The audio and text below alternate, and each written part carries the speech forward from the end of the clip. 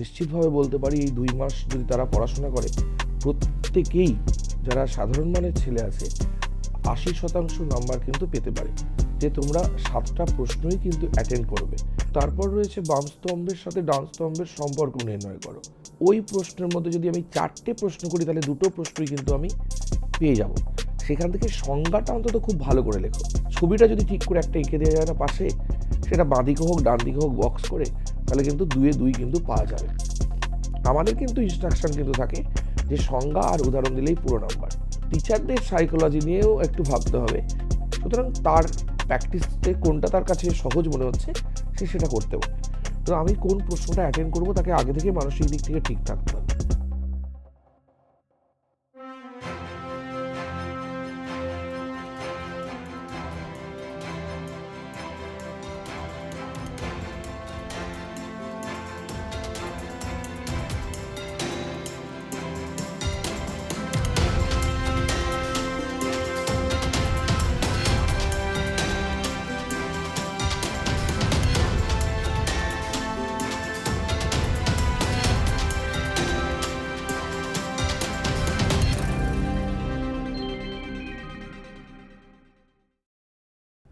নমস্কার, আপনারা শুনছেন গীতাঞ্জলি রেডিও 90.4 FM, সিউড়ি শহরের প্রথম এবং একমাত্র কমিউনিটি রেডিও স্টেশন। আমি সৌভিক রয়েছি আপনাদের সাথে, এবং আপনারা যেমনটা জানেন এই গীতাঞ্জলি রেডিও সমস্ত সময় কমিউনিটির মান উন্নয়নের জন্য বিভিন্ন ধরনের অনুষ্ঠান করে থাকে। সেটা হতে পারে শিক্ষা বিষয়ক, সেটা হতে পারে স্বাস্থ্য বিষয়ক অথবা বিনোদনমূলক।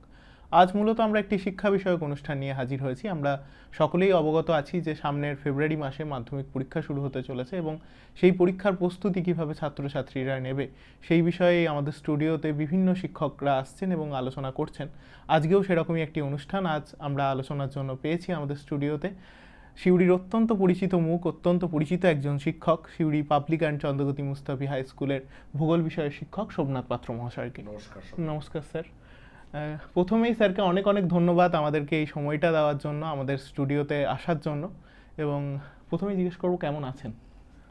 হ্যাঁ, পরিবর্তিত যদি আবহাওয়া দেখি, একটু ঠান্ডা গরম চলছে, হালকা ঠান্ডা লেগেছিল, তবে এখন ঠিক আছে, অসুবিধা নেই। স্যার, সামনেই মাধ্যমিক পরীক্ষা, এবং আমরা যারা মাধ্যমিক অনেক দিন আগে দিয়েছি বা সামনে যারা দিতে চলেছে সবারই কাছেই জীবনের প্রথম বড় পরীক্ষা এই মাধ্যমিক।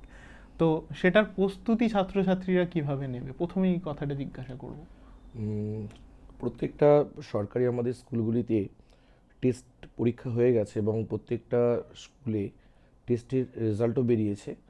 তো সেখানে আশা করি ছেলেরা যা রেজাল্ট করেছে মাধ্যমিকে গিয়ে কিন্তু আরও ভালো রেজাল্ট কিন্তু তারা প্রত্যেকেই চায় এবং আমরাও চাই যে একদম সাধারণ যারা স্টুডেন্ট আছে তারা কিন্তু দেখা যাচ্ছে সঠিক যে প্রস্তুতির কৌশল সেগুলো কিন্তু তাদের মধ্যে দেখতে পাওয়া যাচ্ছে না। অনেক ঘাটতি কিন্তু এখনও রয়েছে। তো আমার মনে হয় আমি যে বিষয়গুলি আজকে বলবো তারা কিন্তু এই বিষয়গুলো যদি অনুসরণ করে, আমি নিশ্চিতভাবে বলতে পারি এই 2 মাস যদি তারা পড়াশোনা করে, প্রত্যেকেই যারা সাধারণ মানের ছেলে আছে 80% নাম্বার কিন্তু পেতে পারে। অন্যান্য বিষয়ে তো অবশ্যই পাবে, আমার বিষয়ে তো অবশ্যই পাবেই বলতে পারি। একদমই স্যার।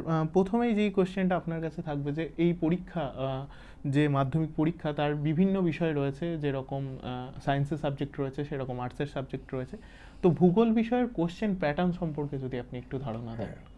এখন মধ্যশিক্ষা পর্ষদের যে প্রশ্নর যে ধরন বা প্যাটার্ন যেটা বলছি রয়েছে, সেটা হচ্ছে এমসিকিউ প্রশ্ন থাকে 14টি, যেটা 14টি উত্তর করতে হয়, এবং এটা ক বিভাগের অংশ। খ বিভাগের অংশের মধ্যে রয়েছে যেমন শুদ্ধ অশুদ্ধ নির্বাচন, 7টি প্রশ্ন থাকে, 6 নম্বর রয়েছে।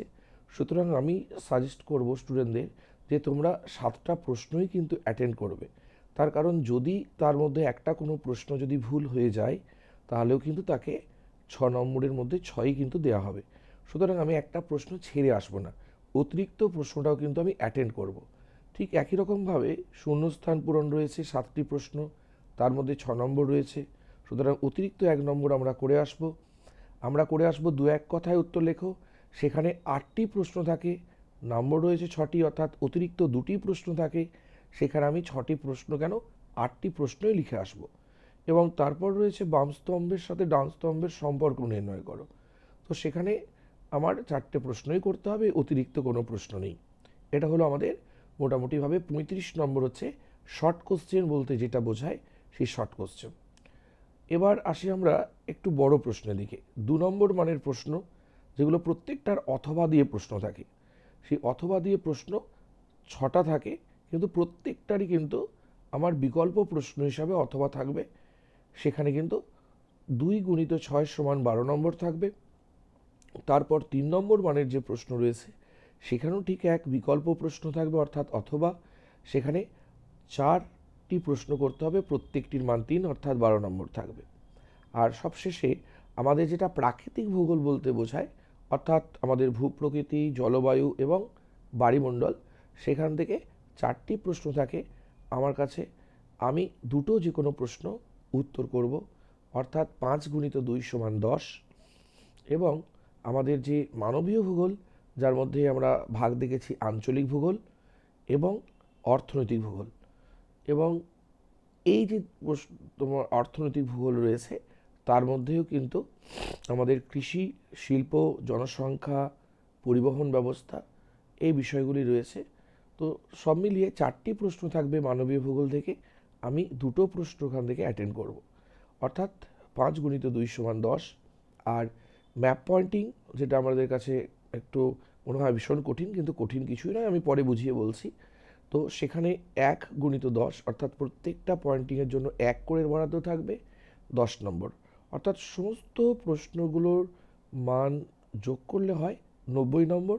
এবং 10 নম্বর স্কুল থেকে, যেটা হচ্ছে তাদের ইন্টারনাল হিসাবে, বা যে মৌখিক এখন আর নেই, ইন্টারনাল সারা বছরের কাজের যোগ করে দেওয়া হয়, এবং 10 নম্বর সেখানে থাকবে। অর্থাৎ মোট ভূগোলে 100 নম্বরের পরীক্ষা, কিন্তু আমাকে হলে কিন্তু দিতে হবে 3 ঘন্টার মধ্যে আমার 90 নম্বরের প্রশ্ন উত্তর। একদমই স্যার। এবার সেকেন্ড কোশ্চেন যেটা আসছে, কোশ্চেন প্যাটার্ন সম্পর্কে আমরা জানলাম। কোশ্চেনের ক্ষেত্রে যেই চ্যাপ্টারগুলো আমরা এরকম দেখেছি, যখন একটি চ্যাপ্টার খুব মন দিয়ে পড়ছি আমরা, কারণ সেই চ্যাপ্টারটি হয়তো এই বছরের জন্য অত্যন্ত গুরুত্বপূর্ণ, সেইভাবেই 2026-এ যারা পরীক্ষায় বসছে তাদের জন্য কোন চ্যাপ্টারগুলো খুব গুরুত্বপূর্ণ? আচ্ছা বলি, মানে এই বিষয়টা খুব, মানে আমার অভিজ্ঞতা, এবং আমি প্রশ্নগুলো নিয়ে ভীষণভাবে পর্যালোচনা করি। আমার একটা প্রশ্নের স্ট্রাকচারই আছে যে কোথা থেকে কী প্রশ্ন আসতে পারে, মানে এখান থেকেই সাজেশান তৈরি করে নেওয়া যায় আর কি। যাই হোক, তো আমাকে সবসময় একটা বিষয় লক্ষ্য রাখতে হবে, যারা সাধারণ বা ভালো স্টুডেন্ট রয়েছে, যে আমি কোন প্রশ্নটা সিলেক্ট করব। যেমন আমি বড় প্রশ্নের ক্ষেত্রে বিশেষ করে আসি, যে আমি প্রাকৃতিক ভূগোলের আমাদের রয়েছে নদ নদী রয়েছে, হিমবাহ রয়েছে, বায়ু রয়েছে। সেখানে 5 নম্বরের প্রশ্ন অ্যাটেন্ড না করে আমার মনে হয় জলবায়ু অঞ্চল থেকে দুটো প্রশ্ন আসে। ওই প্রশ্নের মধ্যে যদি আমি 4টে প্রশ্ন করি, তাহলে দুটো প্রশ্নই কিন্তু আমি পেয়ে যাব। সুতরাং আমি বলবো প্রায় 20 নম্বর জলবায়ু অঞ্চল থেকে আসে। জলবায়ু অঞ্চল এবং আবহাওয়া, এখান থেকে বেশি প্রশ্ন অ্যাটেন্ড করাটাই ভালো। আর বায়ুমণ্ডল থেকে একটি প্রশ্ন আসে, সেখানে দুটো প্রশ্ন করলে একটি প্রশ্ন কমন পাওয়া যায় 5 নম্বরে। তো সুতরাং আমাকে কিন্তু প্রত্যেকটা চ্যাপ্টারই কিন্তু করতে হবে, কারণ হচ্ছে আমার যে এমসিকিউ প্রশ্ন আছে, শূন্যস্থান পূরণ আছে, সমস্ত বিষয়গুলো আছে, সবগুলো থেকেই কিন্তু প্রশ্ন আসবে।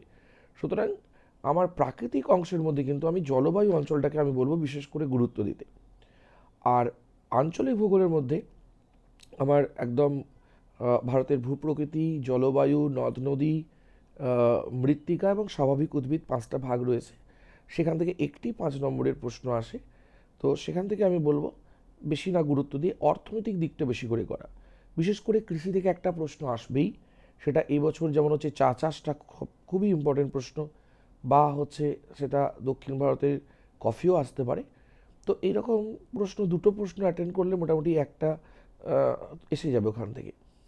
আর যদি আমাদের শিল্প থেকে দেখতে হয়, তাহলে হচ্ছে আমাদের মোটামুটি 2 থেকে 3টে প্রশ্ন পড়লে ওখান থেকে আমি একটা কমন পেয়ে যাব। সুতরাং এবং আঞ্চলিক দিকে কী হচ্ছে, হিউজ 5টা ইউনিট আছে, সেখানে আমার বেশি পড়তে হচ্ছে। তার থেকে আমি প্রশ্ন অ্যাটেন্ড করব হচ্ছে এই অংশ থেকে, অর্থাৎ অর্থনৈতিক ভূগোল থেকে। তাহলে কিন্তু ছাত্রছাত্রীর খুব সুবিধা হবে। স্যার, আপনি তো অনেক দিন ধরে শিক্ষকতার সাথে যুক্ত রয়েছেন এবং সেই সূত্রে আপনি মাধ্যমিকের অনেকবার খাতাও দেখেছেন। হ্যাঁ, তো সেক্ষেত্রে ছাত্রছাত্রীরা কোন ভুলগুলো সব থেকে বেশি করে পরীক্ষার খাতায়? প্রথম কথা হচ্ছে আমি দেখি যে ছাত্রছাত্রীরা টেক্সট বইটাই পড়ে না। যে কোনো ভালো টেক্সট বই, যেমন হতে পারে বুক ইন্ডিয়ার যুধিষ্ঠির হাজরা খুব ভালো বই লেখেন, যেমন রণজিৎ গড়াঙের বইটি খুব ভালো, এখন বর্তমানে গীতাঞ্জলি পাবলিকেশনের অর্ণব মিশ্রের বইটাও খুব ভালো, সাঁতরার বইটাও খুব ভালো, খারাপ নয়। তো যে কোনো আমি বলবো অন্ততপক্ষে সহায়িকা ফলো না করে টেক্সট বই ফলো করো, দুটো টেক্সট বই ভালো সিলেক্ট করো, সেই দুটো টেক্সট বই থেকেই কিন্তু প্রশ্ন আসবে। তোমরা অন্ততপক্ষে 2 নম্বর মানের যে প্রশ্ন রয়েছে সেখান থেকে সংজ্ঞাটা অন্তত খুব ভালো করে লেখো। তার কারণ আমরা যারা মাধ্যমিকের খাতা দেখি, আমাদের যে পর্ষদ যে ইনস্ট্রাকশন দেন সেখানে যেমন আমি একটা প্রশ্ন বলছি, যেমন নদীর ধারণ অববাহিকা কাকে বলে, সেখানে যেমন শুধুমাত্র এটা লিখলেই নাম্বার পাওয়া যায়। একটা উদাহরণ দিচ্ছি আর কি, যে প্রধান নদী এবং তার উপনদীগুলি তার উচ্চগতি বা পার্বত্য প্রবাহে যে ভৌগোলিক অঞ্চল থেকে জল সংগ্রহ করে, সেই জল সংগ্রহ ক্ষেত্রকে বলা হয় ওই নদীর ধারণ অববাহিকা। এবার আমি একটা ছোট্ট উদাহরণ দিয়ে দেব, যে আমাদের যে গঙ্গা নদী, সেই গঙ্গা নদীর ধারণ অববাহিকা হচ্ছে হিমালয় পার্বত্য অঞ্চল, ব্যাস। এবং প্রাকৃতিক ভূগোলে আমি একটা বিষয়, একটা ছবি আঁকারও একটা গুরুত্বর কথা হয়তো তুমি পরে প্রশ্ন করবে, তবুও বলে দিচ্ছি। তো ছবির কিন্তু অনেক সময় গুরুত্ব আছে, এই কারণে হয়তো ছবির জন্য সব ক্ষেত্রে নাম্বার হয়তো উল্লেখ থাকে না, কিন্তু যদি কোনো কারণে লেখার ক্ষেত্রে একটু খামতি হয়ে যায়, কোনো একটা ওয়ার্ড বা কিছু বাদ পড়ে গেল ইম্পর্টেন্ট কোনো কারণে, ছবিটা যদি ঠিক করে একটা এঁকে দেওয়া যায় না পাশে, সেটা বাঁ দিকে হোক ডান দিকে হোক বক্স করে, তাহলে কিন্তু 2-2 কিন্তু পাওয়া যাবে। আমাদের কিন্তু ইনস্ট্রাকশন কিন্তু থাকে যে সংজ্ঞা আর উদাহরণ দিলেই পুরো নাম্বার। সুতরাং আমি বলবো প্রত্যেকটা স্টুডেন্টকে এই বছরে যেগুলো সম্ভাব্য প্রশ্ন আসতে পারে সেগুলো যেন সংজ্ঞাটা ভালো করে সংজ্ঞাটা যেন লেখে। এই খাতা দেখতে গিয়ে, স্কুলের খাতা দেখতে দেখেছি বা আমাদের বিভিন্ন যে খাতা আসে মাধ্যমিকে, প্রত্যেকটার ক্ষেত্রে ঘাটতি রয়েছে, সংজ্ঞাই তারা ঠিক করে জানে না, তারা টেক্সটই পড়ে না। তো আমি সকলকে আমি মানে অনুরোধ করব যে ভালো করে যেন টেক্সট বইটা পড়া হয়, যেখান থেকে শুধুমাত্র একটা ভালো সংজ্ঞা নয়, প্রত্যেকটা 1 নম্বরের প্রশ্নের উত্তর কিন্তু টেক্সট বই থেকেই কিন্তু আছে। সুতরাং ভালো করে টেক্সট বইটা পড়ো, তাহলেই কিন্তু সমস্ত উত্তর দেওয়া যাবে, সমস্ত। স্যার, ভূগোলের ক্ষেত্রে আর একটা অত্যন্ত গুরুত্বপূর্ণ বিষয় হচ্ছে ম্যাপ পয়েন্টিং। সেই ম্যাপ পয়েন্টিং এর প্রস্তুতিটা কিভাবে নেবে ছাত্রছাত্রী? এখন এই ম্যাপ পয়েন্টিংয়ের বিষয়টা হচ্ছে একদম সবচেয়ে শেষ প্রশ্ন, 6 দাগের প্রশ্ন। তো ম্যাপ পয়েন্টিং বিষয়টা হচ্ছে দক্ষতামূলক প্রশ্ন, অর্থাৎ প্র্যাকটিস, এবং প্র্যাকটিস না করলে চোখটা সেট করতে হয়।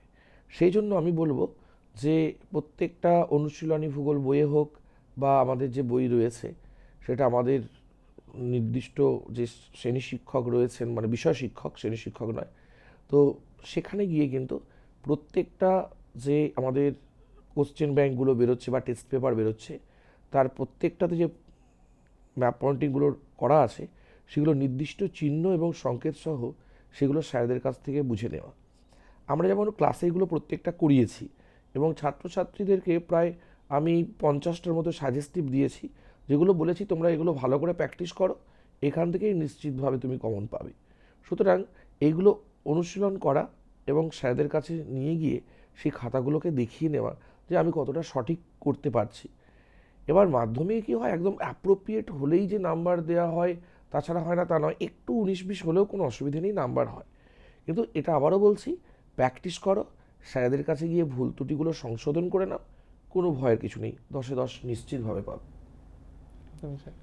এবং আরেকটা বিষয়, যেটা ধরুন একটা প্রশ্ন, সেটা হয়তো বড় কোশ্চেন আকারে মুখস্থ করে গেছে একটা ছাত্র বা ছাত্রী, কিন্তু সেটা দেখা গেল যখন এসে কিউ লিখতে যাচ্ছে সেরকমই একটা প্রশ্ন, একই ধরনের প্রশ্ন রয়েছে সেখানে।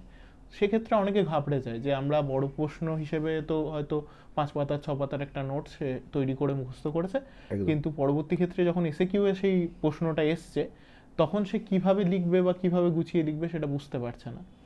তো আমি বলবো সবসময় একটা কথা প্রথমেই বোঝানো বললাম, যে তার ডেফিনিশনটা দাও, সংজ্ঞাটা দাও, ঠিক আছে। আর বিষয়টা হচ্ছে টেক্সট পড়ো বলেছি, আর যে কোনো কনসেপ্ট, অর্থাৎ যে কোনো বিষয় সম্পর্কে ধারণাটা পরিষ্কার রাখলেই কিন্তু সে লিখে দেবে। এবং 2 নম্বর বা প্রশ্ন বা 3 নম্বর মানের প্রশ্নের কিন্তু একটা সেন্টেন্স লিমিট থাকে, সেটা স্টুডেন্টদের কিন্তু ক্লাসে বলা হয়। যেমন 2 নম্বর মানের একটা প্রশ্ন ম্যাক্সিমাম ম্যাক্সিমাম হলে 4টে থেকে সেন্টেন্স, আর একটা 3 নম্বর মানের প্রশ্ন ম্যাক্সিমাম হলে 10টা সেন্টেন্সের মধ্যে উত্তর লিখলেই কিন্তু যথেষ্ট। সুতরাং আমি বলবো যে বিষয়টা, যে সংজ্ঞাটাকে তুমি সঠিকভাবে দেখো, এবং যে বিষয়টা তোমার প্রশ্ন তুমি মুখস্থ করলে ওই বোঝা বাড়িয়ে লাভ নেই, বুঝে মুখস্থ করো, তাহলে দেখবে 2 নম্বর মানের প্রশ্ন এলে তুমি সঠিকটাই লিখতে পারছো। একদমই স্যার। কিন্তু এই 2 নম্বরের যখন প্রশ্ন একজন লিখছে তার ক্ষেত্রে কি সংজ্ঞার সাথে সাথে সেই ক্ষেত্রে যদি ছবি দরকার হয় সেটাও কি দিয়ে দেওয়া দরকার? দিলে ভালো হয়, দিলে ভালো হয়। অবশ্যই। কারণ হচ্ছে যখনই একজন ভালো স্টুডেন্ট, বিশেষ করে সে লেখার পাশাপাশি, যে বললাম পরীক্ষার হলে প্রথম পরীক্ষা দিচ্ছে জীবনে, একটা একটা একটা ভয়, একটা একটা চাপ এগুলো থেকেই যায়।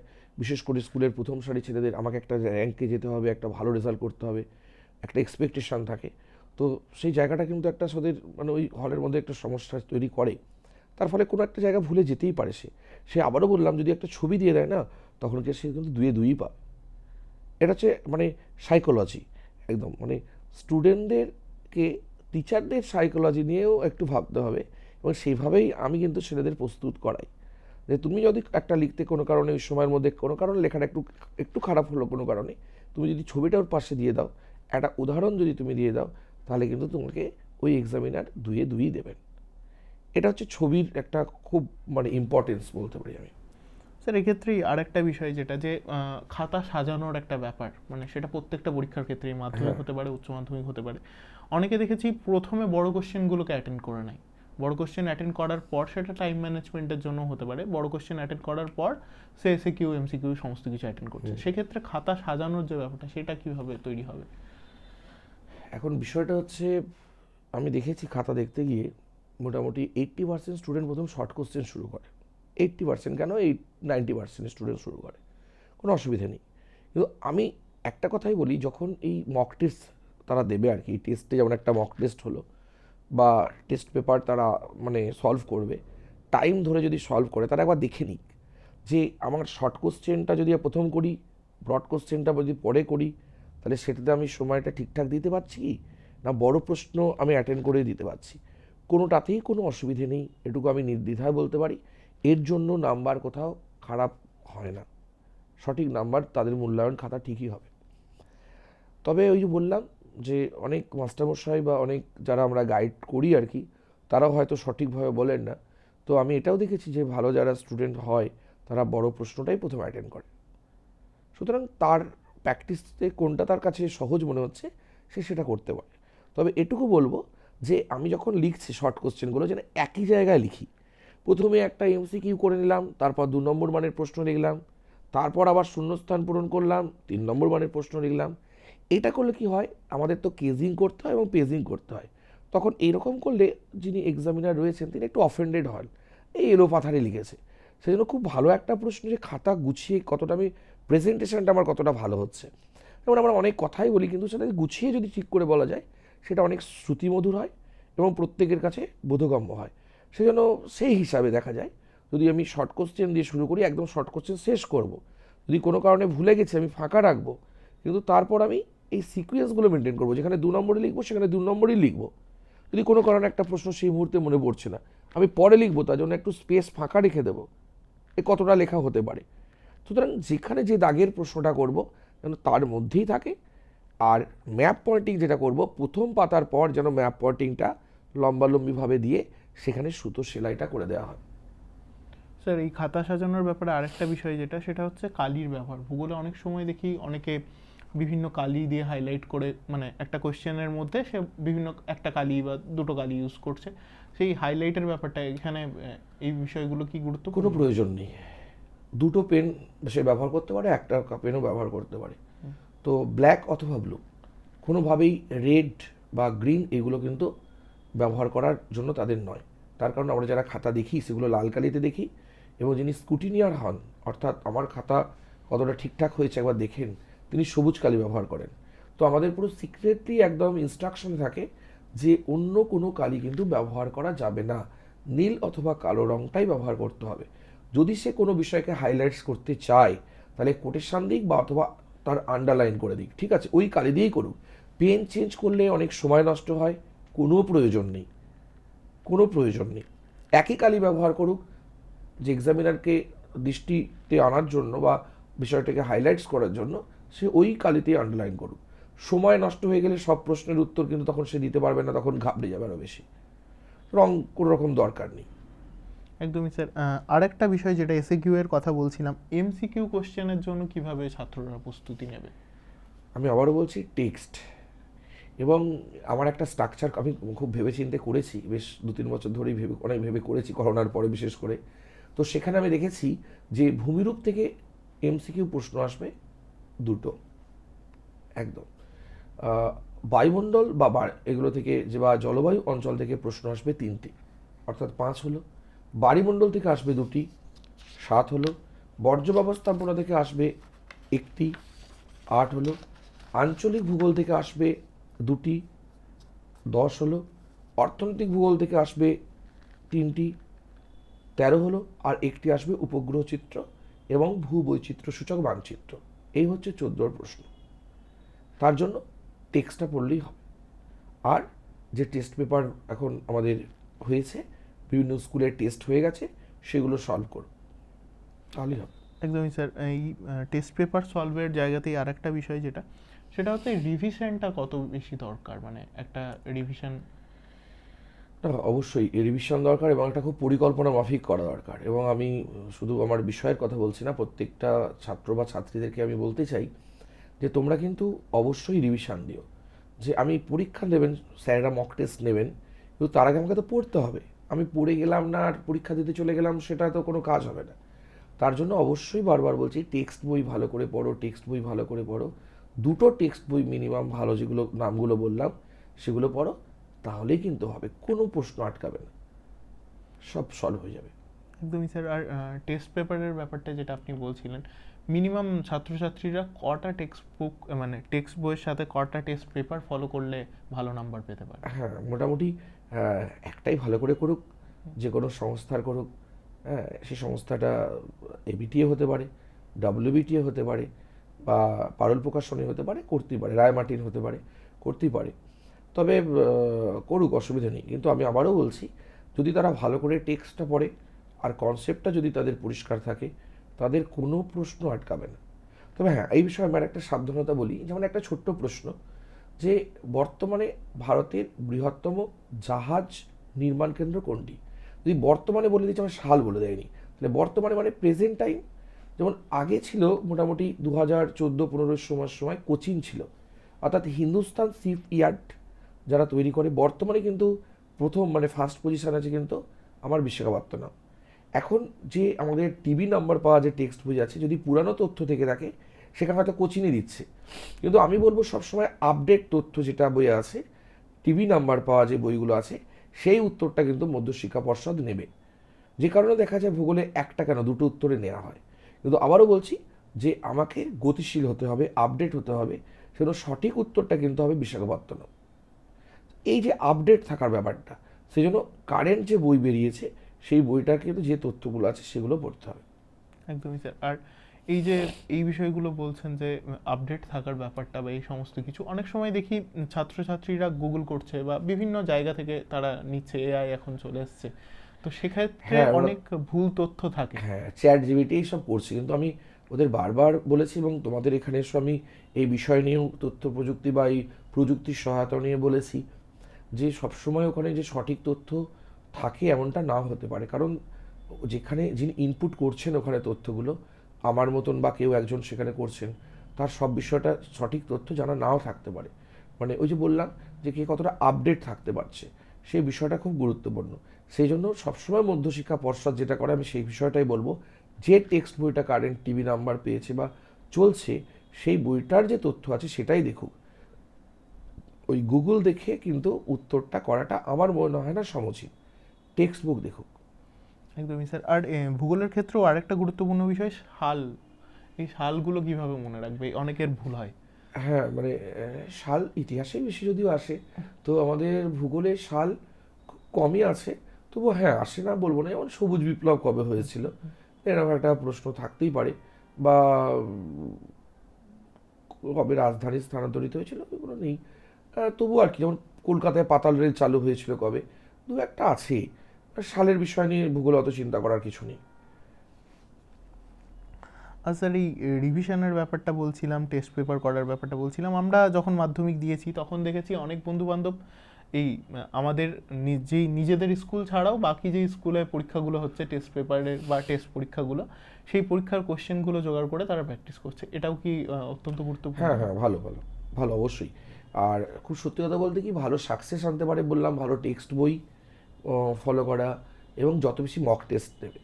এবং আমাদের স্কুলে তো ফার্স্ট আর সেকেন্ড সামেটিভ ইভলিউশনের পর টেস্ট নেওয়া হয়, কিন্তু আমি বলবো যে অন্ততপক্ষে প্রতি সপ্তাহে যে আমাদের সময়টা আছে, যদি একটা করে আমি মানে সলভ করতে পারি নির্দিষ্ট সময় ধরে, তাহলে তার থেকে ভালো আর কিছু হয় না।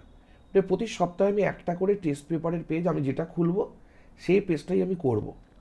এটা যদি করা যায় তাহলে তার থেকে ভালো কিছু আর হয় না। মানে ইভেন আমরা তো এত মানে টিউশন এই ব্যাপারটা আমার ছিল না, আমরা কিন্তু এইভাবে করেছি, আমি নিশ্চয় করেছি আর কি। এবং একটা ভালো মার্কস সেই সময় 2001-এ আমার মাধ্যমিক, আমি ভালো একটা মার্কস কিন্তু পেয়েছিলাম। তো সঠিক যদি আরও গাইড হতো তাহলে হয়তো ভালো হতো, কিন্তু যেটা হয়ে গেছে বলে লাভ নেই। কিন্তু আমার জীবনের অভিজ্ঞতা বলছে যে যত বেশি মক টেস্ট দেবে বিভিন্ন স্কুলের প্রশ্নগুলো ভালো। যেমন সিউড়ি শহরেই চালু হয়েছে পাথফাইন্ডার, প্রয়াস, তারপরে এবিটি এর তরফ থেকে পরীক্ষাগুলো নেওয়া হচ্ছে। আমি ছাত্রদেরকে বলি যে তোমরা এই মক টেস্টগুলো দাও, তাহলে একটা অন্য যে স্যার খাতা দেখছেন, তুমি সেই খাতাটা দেখলে বুঝতে পারবে যে তোমার ঘাটতি কোথাটায় আছে।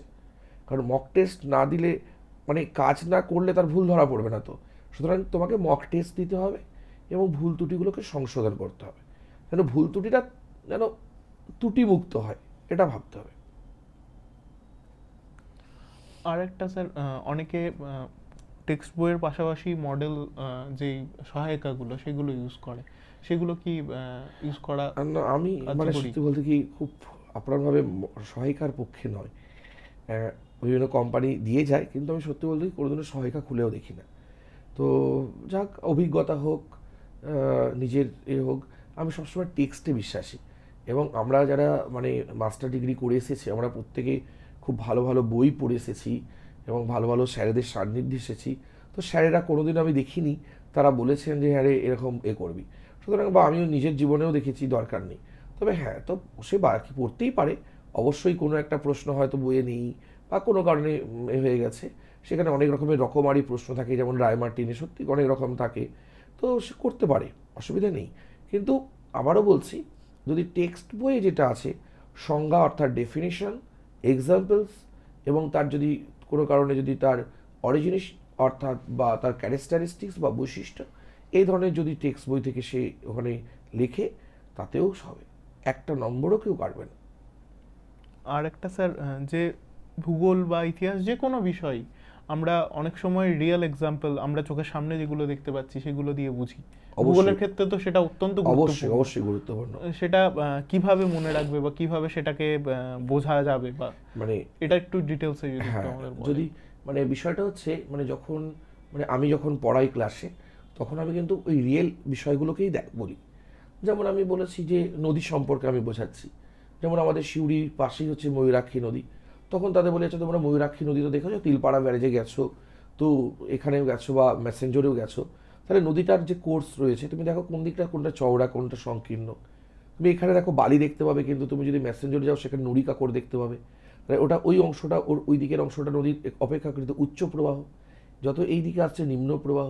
অর্থাৎ এইগুলো যদি তুমি গিয়ে দেখো, তুমি দেখবে তোমার নদী কোন পদ্ধতিতে ক্ষয় করছে, মানে গিরিখাত বা ক্যানিয়নের এই যে কনসেপ্টগুলো আর কি, তোমার কাছে খুব পরিষ্কার হয়ে যাবে, খুব রিয়েলিস্টিক। বা এই যে আমরা যদি ধান চাষের কথা সাপোজ বলি, তো আমাদের চারিপাশে তো এত ধান হচ্ছে, কখন বেশি ধান হয় না আমাদের মৌসুমি বর্ষাকালে, অর্থাৎ যাকে আমরা আমন ধান বলি সবচেয়ে বেশি। তাহলে সেই সময় টেম্পারেচার কত থাকে, আমাদের বৃষ্টিপাত কত হয়, গাছের গোড়ায় জল দাঁড়িয়ে থাকতে হয় কতদিন, নাহলে তো গাছের তো শস্যই হবে না, চিটে হয়ে যাবে। তাহলে তুমি দেখো মানে প্রায় 45 দিন থেকে 60 দিন গাছের গোড়ায় জল দাঁড়িয়ে থাকতে হবে, সেটা ধানকে বলা হয় তৃষ্ণার্ত ফসল। তো এই যে রিয়েল যে বিষয়গুলো তুমি তোমার পাশেই দেখো, তুমি এমন সিউড়ি বা শহর না যে তুমি পাবে না, প্রত্যেকেই গ্রামের বাড়ি আছে, প্রত্যেকেই ধান চাষ সম্পর্কে জেনেছে। তো সুতরাং শুধুমাত্র বই না পড়ে, এটা খুব সত্যি কথা যে জিওগ্রাফি কিন্তু আর্টসের সাবজেক্ট হিসেবে দেখা হলেও আমি কিন্তু এর একটু হলেও আমি অন্যভাবে ভাবনা চিন্তা করে ভূগোল বিষয়টাকে স্টুডেন্টদের কাছে প্রেজেন্টেশন করি যে geography is an earth science, অর্থাৎ প্রকৃতি বিষয়ক বিজ্ঞান হচ্ছে ভূগোল। এই আমাদের এখানে সব কিছুই আছে, এবং ফিজিক্স আছে, সেখানে ম্যাথামেটিক্স আছে, স্ট্যাটিস্টিক্স আছে, কেমিস্ট্রি আছে, বায়োলজি আছে, এনভায়রনমেন্ট আছে, ইচ অ্যান্ড এভরিথিং জিওগ্রাফিতে আছে। তো খুব সত্যি কথাই তুমি বলেছো ছবি, খুব ভালো প্রশ্ন, যে তুমি উদাহরণ যখন দেবে তুমি বাস্তব উদাহরণটা দাও। যেমন আমরা যদি একটা প্রশ্ন যেমন আর একটা বলছি, যেমন হচ্ছে মৌসুমি বিস্ফোরণ কী। যে মৌসুমি বর্ষাকালে জুন মাসের প্রথম সপ্তাহে পশ্চিমঘাট পর্বতের পশ্চিম ঢালে বা আমাদের হিমালয় বা মেঘালয় মালভূমিতে প্রথম বজ্রবিদ্যুৎ সহ যে বৃষ্টিপাত হয় তাকে আমরা বলি হচ্ছে মৌসুমি বিস্ফোরণ। না তো আমরাও দেখেছি যখন প্রথম আমাদের বর্ষাকাল আসে তখন প্রথম দিকে বেশ ভালো মানে মেঘের গর্জন হয়, বিদ্যুতের ঝলকানি হয়, এগুলো কিন্তু হয়। এবং সেই সময় মোটামুটি প্রথম দিকে কিউমুলাস নামক একটা মেঘ তৈরি হয়, আকাশটা পুরো কালো হয়ে যায়। এইগুলো দেখেছি। বা ওদেরকে আমি কবিতার ছলে রবীন্দ্রনাথের কথায়, ওগো আজকে তোরা যাসনে ঘরের বাহিরে, নীল নবঘন আষাঢ় গগনে তিল ঠাই আর নাহিরে, এরকম দু একটা কবিতারও চেষ্টা করি আর কি। তো এগুলো অনেকেই আছে তো যে সাহিত্যটাকে ভালোবাসে, তো সেইভাবে একটু মানে কবিতার মতন করে মানে বিষয়গুলোকে একটু উদাহরণ দেওয়া, বা আমাদের চারপাশের যে মানে আনাগোনা। এবং খুব সত্যি ভূগোল একটা খুব রিয়েলিস্টিক, খুব ডায়নামিক সাবজেক্ট। হ্যাঁ, এবং আমি আগের ইন্টারভিউ বলেছি ভূগোলের অনেক ফিউচার কিন্তু আছে, কিন্তু আমরা অনেকটা জানি না বলে তাই। যা হোক, তো অবশ্যই আমি আবারও বলছি, রিয়েল যদি বিষয়গুলো উদাহরণ দেওয়া যায় সত্যিই ভালো হবে। একদমই স্যার, আপনি এমনটা বললেন যে এই রিয়েল উদাহরণ দিলে বিষয়গুলো আরও স্পষ্ট হবে এবং নিজেদের মনে রাখতেও সুবিধা হবে। হ্যাঁ, অবশ্যই। এর পরবর্তীতে যে যে সমস্ত ছাত্রছাত্রীরা ভূগোলকে অতটা বেশি মনোযোগ দিয়ে পড়তে পারছে না বা ভয় লাগছে, মানে এরকম তো হয় যে আমাদের অনেকেরই বিভিন্ন তৈরি বিষয় হয়নি, ভালো লাগে, হ্যাঁ। হয়তো আমারই এক বন্ধু ছিল, তার আমি নামটা এখন করব না, সে আবার এখন ডাক্তার, বিশাল বড় ডাক্তার, কিন্তু তার ভূগোল ইতিহাস এই সমস্ত কিছু পড়তে ভালো লাগতো না। কিন্তু সেই রকমও তো ছাত্রছাত্রী থাকে, তারা কিভাবে ভূগোলটাকে পড়বে এবং ভূগোলটাকে নিজের আয়ত্তের মধ্যে আনবে? এখন বিষয়টা হচ্ছে এই জায়গায় একটু আমাকে দার্শনিক কথাই বলতে হবে, যে ভূগোল বিষয়টা কালকে আমার একটা ভালো লাগলো, একটি ছেলে একটা অনুষ্ঠানে গিয়ে দেখা, সে বললো স্যার আপনি ওই রঙিন চকগুলো দিয়ে যখন বোর্ড ওয়ার্ক করতেন না, সেটা কিন্তু আমার কিন্তু ভূগোল বিষয়ের প্রতি ভীষণ আকর্ষণ একটা তৈরি করেছিল। তাহলে তোমার যে বন্ধুটা, তাকে আকর্ষণ করার জন্য যিনি শিক্ষক বা শিক্ষিকা ছিলেন তিনি সেইভাবে আকর্ষণ করতে পারেননি। তো সেই জন্য মানে প্রথম কিন্তু আমি যতটুকু শিখে এসেছি বা নিজের জীবনেও দেখেছি, প্রথমে সেই বিষয়টার প্রতি ভালো লাগা তৈরি করতে হবে একটা ছাত্রের। ইতিহাসের মধ্যেও প্রচুর কিছু ভালো লাগা রয়েছে, প্রত্যেকটা সাবজেক্টে রয়েছে। সাবজেক্ট টিচার হিসেবে তাকে ভালো লাগতে হবে, এটা হচ্ছে দার্শনিক বিষয়। কিন্তু তাত্ত্বিক বিষয়ের একদম বাস্তবে চলে আসি, যে যার ভালো লাগছে না, ভালো লাগছে না, তাকে কিন্তু বিষয় শিক্ষকের কাছে গিয়ে কিন্তু একটু মানে জানতে হবে স্যার এটা কেন এ হচ্ছে না, বা তার সমস্যাগুলো কী কী ছিল সেগুলো যদি আগেই একটু আলোচনা করে ঠিক করে না যেত তাহলে এত ভালোই হতো। তো যাই হোক, সেগুলো আমি তবুও বলবো যার ভালো লাগছে না তাকে কিন্তু বারবার মক টেস্ট দিতে হবে। একদমই তাই বারবার স্যার। মক টেস্ট দিলেই কিন্তু তার হয়তো সে ভাবছে ভূগোল নিয়ে কী আর এগোবো, আমি তো অন্য প্রফেশনে যাব, ইতিহাস ভূগোলটা আমার লাইফ ফিউচারে লাগবে না। কিন্তু আমি বলবো ভুল বিষয়, ইতিহাস কিন্তু লাগবে। হতে পারে কোনো একজন স্টুডেন্ট সায়েন্সের সে পরবর্তীকালে এক্সিকিউটিভ কোনো রকম একটা পদে গেল, তখন কিন্তু তাকে যখন পিএসসি হোক বা ডাব্লিউবিসিএস হোক বা আইএস হোক, যে কোনো এক্সাম দিতে হোক না কেন, তাকে কিন্তু ভারতের ইতিহাস, ভারতের ভূগোল, ভারতের অর্থনীতি এটা কিন্তু জানতেই হবে। এগুলো ফেলে দেওয়ার বিষয় নয়। তো যা হোক, তবুও বলবো যার ভালো লাগছে না তাকে কিন্তু বারবার মক টেস্ট দিতে হবে। আর তার অভিভাবক বা বিষয় শিক্ষক, তার কাছে তাদেরও ভূমিকা আছে, তাকে বিষয়টা ভালো লাগানো যায় সেইভাবে তার কাছে এই যে বললে যে বাস্তবিক উদাহরণ বা মজার ছলে পড়ানো, এই বিষয়টা যদি তার সঙ্গে একটু আলোচনা করে নেওয়া যায় তার কিন্তু ভালো লাগবে। স্যার এই জায়গাতেই আরেকটা প্রশ্ন, যেটা যে আমরা যারা নাম্বারের ভিত্তিতে, তো মানে দেখুন, ভালো ছেলে খারাপ ছেলে যতই আমরা বলি যে সবারই মেধা একই রকম, এই বিভাজনটা আমরা করছি না যে ভালো ছেলে খারাপ ছেলে এই জায়গায় যাচ্ছি না, কিন্তু নাম্বারের ভিত্তিতে তো একটা বিভাজন হয়েই যায়, যে যে ছেলেটা একদম 98 পাচ্ছে আর যে ছেলেটা 50 পাচ্ছে বা 60 পাচ্ছে, সেই ছেলেটার মধ্যে একটা বিভাজন রয়েছে। কিন্তু এই জায়গাতেই আপনি যেহেতু বহু বছর ধরে পড়াচ্ছেন এবং খাতা দেখার দেখছেন আপনি, সেক্ষেত্রে আপনাকে যে কোশ্চেনটা করছি যে যে ছেলেটা 50 বা 60 পাচ্ছে, সে হয়তো এমন কিছু ছোট ছোট জিনিস যেগুলো ঠিক করলেই হয়তো সে 70 বা 80 পেতে পারতো, এরকম ছোটখাটো ভুল কি কি করে ছাত্রছাত্রীরা? প্রথম কথা তো তারা খুব কম টেক্সট বই পড়ে, বারবার এই বিষয়টাই আমি বলছি। তো একটু পড়লেই কিন্তু পাবে। তারা অনেকেই ভাবে যে পাশের জন্য কোনো স্কুল পার পড়বে, নেগেটিভ কথাটা বলতেই চাইছি না, তবু আর কি ওইভাবে করলে কিন্তু হবে না। তো আমরা সবসময় পজিটিভ নিয়ে এগোবো। তো যাই হোক, আমি আবারও বলছি যে যদি তারা যে বিভিন্ন সালের যে প্রশ্নগুলো এসেছে তারা 2026-এ দেবে, অর্থাৎ তারা 2014, 2016, এই যে জোর সংখ্যা বিশেষ করে যে সালের এগুলো আছে, এমসিকিউগুলো বা শর্ট কোশ্চেনগুলো আছে, তারা সেগুলো একটু সলভ করুক। তাহলে কিন্তু তাদের নাম্বারটা কিন্তু অনেকটাই বেশি হয়ে যাবে। একটু সাজেস্টিভেই যাক তারা।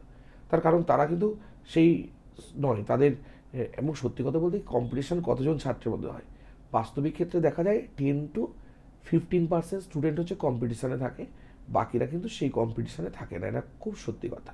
সেটা একটা চাকরির পরীক্ষা হোক বা একটা আমাদের মাধ্যমিকের মতন প্রথম জীবনের পরীক্ষা হোক, প্রত্যেকটাতেই কিন্তু ওই 10-15% স্টুডেন্ট প্রকৃতপক্ষে পড়াশোনাটা করে, ভালোবেসে করে। আর বাকি 50% হচ্ছে করতে হবে বলে করে, আর বাকি 25% তাদেরকে ভালো লাগানো হয়। এরকম একটা ভাগ আছে, এই যে বলে মার্কসে, সেই জায়গাটা দাঁড়িয়ে। তবু আবারও বলছি, পজিটিভ বিষয় হিসেবে তারা কীভাবে এগোবে, সেই ভুল ত্রুটিগুলো সংশোধন করার জন্য তাদেরকে টেক্সট পড়তে হবে, একটু হলেও তাদের সপ্তাহে মক টেস্ট একটু দেওয়ার ব্যবস্থা করতে হবে, আর সালের যে প্রশ্নগুলো প্রিভিয়াসলি পড়েছে সেগুলো একটু দেখতে হবে যে এইগুলো কি আছে, তাহলেই কিন্তু ভালো নাম্বার চলে আসবে। স্যার, আর অভিভাবক অভিভাবিকাদের কতটা ভূমিকা থাকে একজন ছাত্র বা ছাত্রীর পড়াশোনার ক্ষেত্রে, বা এই সামনে যে বড় পরীক্ষা, আমরা ছোটবেলা থেকে শুনে আসছি জীবনের সব থেকে বড় পরীক্ষা মাধ্যমিক, কিন্তু তার পরবর্তীতেও আমরা যখন মাধ্যমিক দিয়েছি তার পরবর্তীতেও দেখেছি আমাদেরকে উচ্চ মাধ্যমিক, কলেজ লেভেল এবং ইউনিভার্সিটি লেভেলে আরও অনেক বড় বড় পরীক্ষা বা তথাকথিত কঠিন পরীক্ষা দিতে হয়েছে। তো সেক্ষেত্রে একজন অভিভাবক বা অভিভাবিকার কতটা ভূমিকা থাকে, তার বাড়ির পরিবেশটাকে তৈরি করার কতটা ভূমিকা থাকে একজন ছাত্রছাত্রীর ক্ষেত্রে? অবশ্যই। যে সেই ছোটোবেলায় আমরা শিখেছি যে টিচিং বিগিনস অ্যাট হোম, তাই তো, শিক্ষা শুরু হয় বাড়ি থেকে। তো বিশেষ করে দেখা গেছে বাবার থেকে মায়ের ভূমিকাই অবশ্য বেশি থাকে। তার কারণ ছেলের একদম সেই ছোটো থেকে শুরু করে তার ছেলের ভালো লাগা খারাপ লাগা সমস্ত বিষয়গুলো সম্পর্কে সে যথেষ্ট ওয়াকিবহাল। তো আমি দেখেছি যে এমন এমন ছাত্র যারা আজকে মেডিকেল নিয়ে পড়ছে বা যেই করেছে, যে ওই একটা বছর টেনে উঠলেও তারা কিন্তু সামাজিক কোনো বিষয়গুলোতেও অ্যাটেন্ড করেনি, বা যতটা কম করা যায় সেটাই করেছে। কেন? তার ছেলের পড়াশোনাটা নষ্ট হবে। দেখ, এটা তো খুব ভালো এর মধ্যে গেল। তবুও আমি বলবো রেগুলারিটি একটা ভীষণ দরকার, রেগুলারিটি। তার বাবা মায়ের দেখা উচিত যে সে স্কুলে যাচ্ছে কি না রেগুলার, বা তিনি যে গৃহশিক্ষক রেখেছেন সেখানে পড়তে যাচ্ছে কি না, সেখানে সে তার ছেলে বা মেয়ে পড়াশোনাটা করছে কি না, এই যে বিষয়গুলো সেগুলোকে লক্ষ্য রাখা, এবং তারা পড়া আসার পর বাড়িতে দায়িত্ব নিয়ে কি পড়াশোনা হলো আজকে সেটা একটু দেখা। এটা যদি তারা করতে পারে না, আমি জানি সকলের ব্যস্ততা রয়েছে, মায়ের রান্না করার ব্যস্ততা রয়েছে, বাবার অফিসের কাজে ব্যস্ততা রয়েছে, বা কোনো ব্যবসার কাজে ব্যস্ততা রয়েছে, কিন্তু সবই তো তার ছেলে বা মেয়ের জন্য। যদি এই বিষয়টা যদি একটু তারা, যে বিষয়গুলো বললাম, যদি একটু নজর দেন, তাহলে কিন্তু তার ছেলে অথবা মেয়ে কোনো উল্টো দিকে হাঁটবে না, স্রোতের দিকেই কিন্তু সে এগিয়ে যাবে। সুতরাং বাবা মাকে বলবো, আমার অনুরোধ করব, আর 2 মাস বাকি আছে, কোনো সোশ্যাল যে অনুষ্ঠানগুলো রয়েছে সেগুলো থেকে একটু ডিটাচ থাকা, এই 2 মাস রেগুলার তার ছেলে বা মেয়ে পড়াশোনা করছে কিনা সেটা দেখা, যেন তার শরীরটা সুস্থ থাকে সেই দিকে নজর দেওয়া, এই বিষয়গুলো যদি করে তাহলে কিন্তু বলবো তার ছেলে বা মেয়ে বা আমাদের যারা ছাত্র বা ছাত্রী, রেজাল্ট ভালো হবেই। স্যার, আর একটা প্রশ্ন যেটা যে আপনি বিগত অনেক বছর ধরে পড়াচ্ছেন, সেই সূত্রেই আবার জিজ্ঞেস করছি যে কোন অধ্যায়গুলো সব থেকে বেশি নাম্বার বহন করে আসছে মানে ভূগোলের ক্ষেত্রে ধারাবাহিকভাবে? ওই তো বললাম, কেউ যদি মনে করে আমি ভূমিরূপ করবো না, বড় প্রশ্ন, দরকার নেই, করতে হবে না, শুধু শর্ট আসবে দুটো, 2, 3, 4 নম্বর শর্ট আসবে ওখান থেকে, প্রথম চ্যাপ্টার থেকে। কারণ ওগুলো বেশি লিখতে হয়। ওই যে বললাম না, প্রশ্ন চয়েস একটা খুব গুরুত্বপূর্ণ। কারণ সাপোজ বায়ু এবং ভৌম জলধারার মিলিত সঞ্চয় কার্যের ফলে ভূমিরূপ, তাকে কি লিখতে হচ্ছে? ডেফিনেশন দিতে হচ্ছে, তার উৎপত্তি দিতে হচ্ছে, উদাহরণ দিতে হচ্ছে, ছবি দিতে হচ্ছে। এবং এই 5 নম্বরের প্রশ্নগুলো প্রাকৃতিকে প্রত্যেকটা লেখা প্লাস ছবির জন্য আলাদা করে নাম্বার পুরো একদম স্ট্রাকচার করাই থাকে। সুতরাং তাকে আবার ছবি আঁকতে হচ্ছে। কিন্তু সেটা না করে সে যদি বায়ুমণ্ডল থেকে অ্যাটেন্ড করে প্রশ্নটা, যে বিশ্ব উষ্ণায়নের কারণ কি, 5টা কারণ আমি লিখব, সঠিক তথ্য দিয়ে লিখব, এবং সেখানে যে জলস্তরের উচ্চতা বৃদ্ধি পাচ্ছে বা উষ্ণতার গ্রাফটা বাড়ছে, 2টো ছবি দিলেই হবে। সেখানে দেখা যায় 3টে ছবি দিতে হচ্ছে, এখানে 2টো ছবি দিলেই হয়ে যাচ্ছে। তাহলে একটা ছবি কম আঁকতে হচ্ছে, সময়টা কমছে। আর ওখানে অনেকগুলো স্টেপ তাকে লিখতে হচ্ছে, এখানে কম তাকে লিখতে হচ্ছে। প্রত্যেকটা 5টার জন্য 5টা আমার শুধু আমার প্যারাগ্রাফ লিখতে হচ্ছে। সেখানে ভূমিরূপ চ্যাপ্টারটা লিখতে গেলে কিন্তু আমাকে প্রত্যেকটার জন্য 2টো করে যদি আমি ধরি 6টা প্যারাগ্রাফ লিখতে হচ্ছে। সুতরাং তার সে অর্থে আমার প্যারাগ্রাফ একটা কমও হয়ে গেল, তাই না? তাহলে আমি বলবো সবসময় এইভাবে প্রশ্ন সিলেকশনের একটা ব্যাপার আছে।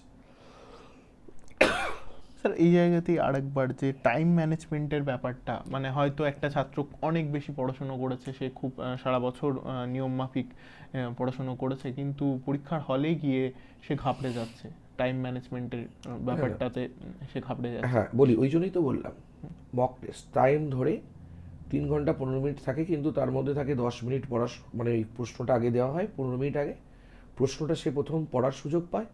সেই জায়গা কিন্তু সিলেক্ট করে নিতে হবে যে আমি কোন কোশ্চেনটা অ্যাটেন্ড করব, বা আমার কমন এসছে। সব প্রশ্নই একদম খুব ভালো করে কমন আসবে সেটা নাও হতে পারে, কিন্তু আমি কোন প্রশ্নটা অ্যাটেন্ড করব তাকে আগে থেকে মানসিক দিক থেকে ঠিক থাকতে হবে। এই 10 মিনিটের মধ্যে তাকে একটা ভাবতে হবে। বাকি 5 মিনিট খাতাগুলো মার্জিন দেওয়া, নামটাম লেখাগুলো সব বিষয় রয়েছে। এবং প্রশ্ন পাওয়ার সঙ্গে সঙ্গেই কিন্তু তাকে লিখতে শুরু করতে হবে, এবং সেটা লিখে তা যেহেতু ওই যে বললাম ঘাবড়ে যাওয়া এগুলোর কোনো বিষয় কোনো নেই। যে যদি সে বারবার মক টেস্ট দিতে থাকে, তাহলে তার আর ভয় বলে কিছু থাকে না। এটা খুব বাস্তবিক দেখেছি। যে কারণে কিন্তু আমরা স্কুলেও কিন্তু মক টেস্টগুলো হয়তো 90 নম্বর একবারে নেওয়া হয় না, 15 নম্বর 20 নম্বর করে মক টেস্ট টাইম ধরে ধরে কিন্তু আমরা নিয়েছি। তার ফলে আমি দেখেছি যে ভালো হয়, মানে ছেলেদের লেখার গুণগত মান কিন্তু অনেক ভালো হয়ে যায়। আরেকটা বিষয় স্যার, এই পরীক্ষার ঠিক 2 সপ্তাহ আগে ছাত্ররা কিভাবে পড়াশোনা করবে ভূগোলের ক্ষেত্রে? প্রথম কথা হচ্ছে মেন্টালি তখন আর নতুন করে কিছু করার নেই, মেন্টালি ফ্রি থাকতে হবে, একদম ফ্রি। জীবনে কিছু, মানে আমি এসেছি, অত চাপ নিয়ে লাভ হবে না। হ্যাঁ, এবার যদিও আমিও মাধ্যমিক দিয়েছি, আমি মানে শিক্ষক হিসাবে কথাগুলো বলছি, কিন্তু বিষয়টা হচ্ছে যতই হোক না কেন এই একটা টেনশন কিন্তু কাজ করে। কিন্তু আমি আবারও বলবো যে যদি বারবার মক টেস্ট দেওয়া হয়, তাহলে কিন্তু সেই টেনশনটা অনেক কেটে যায়। তার কারণ তার কি হয়, নিজের মধ্যে একটা শক্তি ও সঞ্চার হয় যে যাই প্রশ্ন আসুক না কেন আমি সমস্ত প্রশ্ন উত্তর দিতে পারবো। ঠিক আছে? একদমই স্যার। তো এরপর আর কোনো অসুবিধা হবে না, আমি নির্দ্বিধায় বলতে পারি।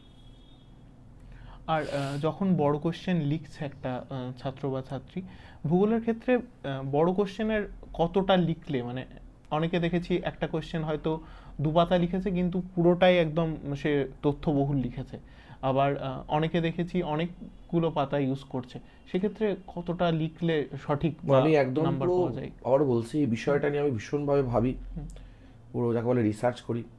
আমি দেখেছি যে যত বড়ই প্রশ্ন হোক না কেন, ম্যাক্সিমাম 5 নম্বর প্রশ্নের 18টা সেন্টেন্স হবে, মিনিমাম 15টা সেন্টেন্স হবে। এই জায়গাটা কিন্তু তাকে বুঝতে হবে। আমি জানি মানে অনেক লিখে ফেলবো, বা আমি অনুষ্ঠান বাড়িতে গেছি অনেক খাবার মানে আমি খেয়ে ফেলবো, তারপর এসে অসুবিধা হবে, তা না। টাইম ম্যানেজমেন্ট, ওই জন্য মক টেস্টে বারবার আমি জোর দিতে চাইছি, মক টেস্ট মানে কিন্তু টাইমের সঙ্গে যে প্রশ্ন সেগুলো সঠিক উত্তরটা দেওয়া। সেজন্য টাইম ম্যানেজমেন্ট কিন্তু তার মক টেস্ট দেওয়ার সঙ্গে সঙ্গে সে রপ্ত করে ফেলবে। যদি এটা করতে পারে, তার কোনো অসুবিধা হবে না পরীক্ষার হলে। একদমই স্যার। আর আমরা আজকের আলোচনার প্রায় শেষ পর্বে চলে এসেছি। স্যারের কাছে শেষ যে প্রশ্নটা থাকবে বা ইয়েটা থাকবে যে 2026 সালে যারা মাধ্যমিক পরীক্ষায় বসছে তাদের জন্য আপনার কি বার্তা রয়েছে? প্রথম কথা, সকলের জীবনের প্রথম পরীক্ষা, আশা করি প্রত্যেকেরই পরীক্ষা ভালো হবে, এবং তারা জীবনের একদম চূড়ান্ত পর্যায়ে তারা উন্নীত হবে, এই প্রথম তাদের সোপান বা সিঁড়ি। তো তোমাদের আমার বার্তা, কোনো চাপ নিও না, কারণ চাপ নিলে, টেনশন নিলে, এক্সপেকটেশন থাকলে ভুল হওয়ার সম্ভাবনা থাকে। তোমাকে বারবার আমি একটা কথা এখানে আলোচনায় বলেছি যে মক টেস্ট দাও, যেগুলো ত্রুটি আছে সেই ত্রুটিগুলোকে সংশোধন করে নাও, টেক্সট পড়ো এবং সময় ধরে সেটা লেখা প্র্যাকটিস করো, তাহলে দেখবে এর থেকে ভালো আর কিছু হয় না। এবং আমি নিশ্চিত তোমাকে বলতে পারি যে 90-এর মধ্যে তুমি 90 অনায়াসেই পাবে, যদি আমি যে বিষয়গুলো আজকে আলোচনা করলাম সেগুলো যদি একটু তোমরা অনুসরণ করো। এবং সম্মানীয় অভিভাবকদেরও বলবো যে বিষয়গুলো আপনাদের প্রতি আমার মানে করজোরে নিবেদন থাকলো বা অনুরোধ থাকলো যে আপনি দেখুন, এই 2 মাস অনেক তো সময় গেছে, হয়তো ছেলে বা মেয়েকে সেইভাবে দেখার সুযোগ হয়নি বিভিন্নভাবে, এই 2 মাস দেখুন, তারপরেও কিন্তু এই 2 মাসে কিন্তু সে অনেক ভালো একটা রেজাল্ট কিন্তু করতে পারে। ইভেন আমি যখন মাধ্যমিক দিয়েছিলাম তখন আমি দেখেছিলাম প্রায় আমি 78 বা 78 নম্বর মনে হয় বাড়িয়েছিলাম বা বেড়েছিল আমার। তার কারণ তারপরে সেই ত্রুটিগুলোকে সংশোধন করেছিলাম, তার ফলে কিন্তু আমার একটা ভালো মার্কস কিন্তু এসেছিল এবং আমি নিজেই তার অভিজ্ঞতা আমার রয়েছে। সকলকেই আমার আবার অভিনন্দন, শুভেচ্ছা রইল, সকলে ভালো থাকবে। স্যারকে অসংখ্য ধন্যবাদ আমাদের এই স্টুডিওতে আমাদেরকে এতটা সময় দেওয়ার জন্য, এবং আবার ধন্যবাদ জানাচ্ছি আপনাদের, যারা আমাদের অনুষ্ঠান এতক্ষণ ধরে শুনছিলেন এবং দেখছিলেন আমাদেরকে। নমস্কার, আজকের টার্গেট মাধ্যমিকের পর্ব এতদূর পর্যন্তই। আমি সৌভিক ছিলাম আপনাদের সাথে। আপনারা শুনছিলেন গীতাঞ্জলি রেডিও 90.4 FM, সিউড়ি শহরের প্রথম এবং একমাত্র কমিউনিটি রেডিও স্টেশন। আবার ফিরবো নতুন কোনো পর্ব নিয়ে, নতুন কোনো বিষয় নিয়ে। ততক্ষণের জন্য জুড়ে থাকুন, কারণ গীতাঞ্জলি রেডিও মানেই তো দূরে থাকি, তবু যেন জুড়ে থাকি। নমস্কার।